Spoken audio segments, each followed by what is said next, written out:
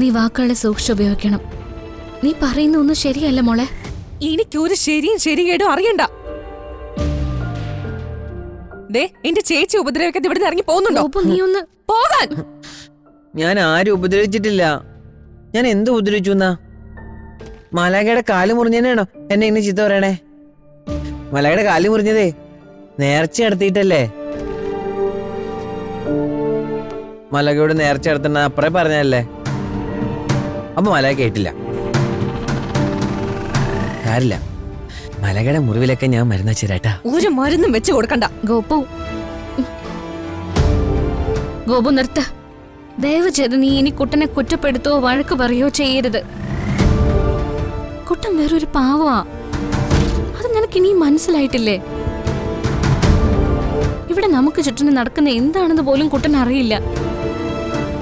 കുട്ടൻ ഒന്നു മാത്രമേ അറിയൂ, സ്നേഹിക്കാൻ.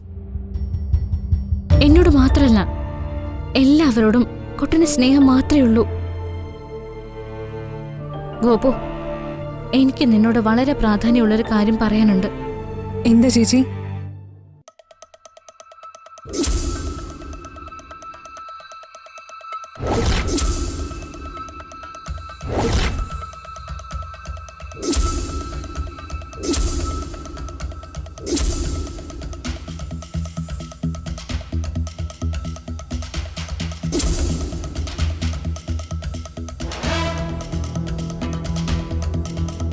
ആ റൗഡികളുടെ ബൈക്കിന്റെ നമ്പർ അനീഷേട്ടൻ നോട്ട് ചെയ്ത് നന്നായി. ഇനി അവരാരാണെന്നും ആർക്കു വേണ്ടിയാണ് അവർ പണിയെടുക്കുന്നതെന്നും കണ്ടെത്തണം. ഏതായാലും അവന്മാരുടെ പിന്നിൽ ശക്തനായ മറ്റൊരാളുണ്ട്.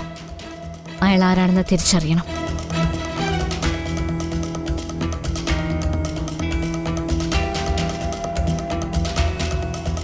നീ എന്താ ചിന്തിക്കുന്നേ? ചേച്ചി, സിദ്ധുവേട്ടൻ ഇത്രയും വലിയൊരു അപകടത്തിലായിരിക്കുമെന്ന് ഞാൻ അറിഞ്ഞില്ലല്ലോ ചേച്ചി. ശോ, അതറിയാതെയാണല്ലോ ഞാൻ സിദ്ധുവേട്ടന്റെ വഴക്ക് പറയാൻ തുടങ്ങിയത്. എനിക്ക് അതിലിപ്പോ വലിയ സങ്കടം തോന്നുക. അതൊന്നും സാരമില്ല, നീ അത് വിട്ടേക്ക്. അറിയാതെ സംഭവിച്ചു പോയതല്ലേ.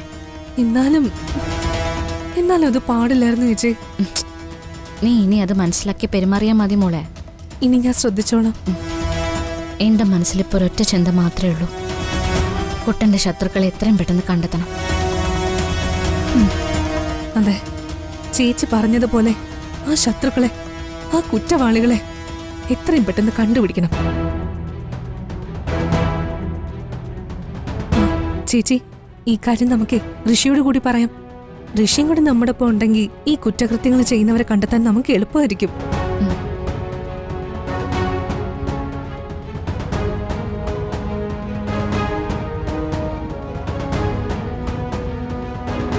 ഹരിയേട്ടാ, പ്രശ്നമായി, ആകെ പ്രശ്നമായി. എന്താ മായേ, എന്തു പറ്റി? നമ്മൾ മിക്കവാറും പെടും. നീ എന്തൊക്കെയാ പറയുന്നേ? നമ്മൾ എങ്ങനെ പെടുന്ന? എനിക്കൊന്നും മനസ്സിലാവുന്നില്ല. സിദ്ധുവിനെ അപായപ്പെടുത്താൻ വേണ്ടി അന്ന് നമ്മൾ ഗുണ്ടകളെ അയച്ചിരുന്നില്ലേ? അവന്മാരെ കുറിച്ച് ദേവിക മനസ്സിലാക്കി കഴിഞ്ഞു.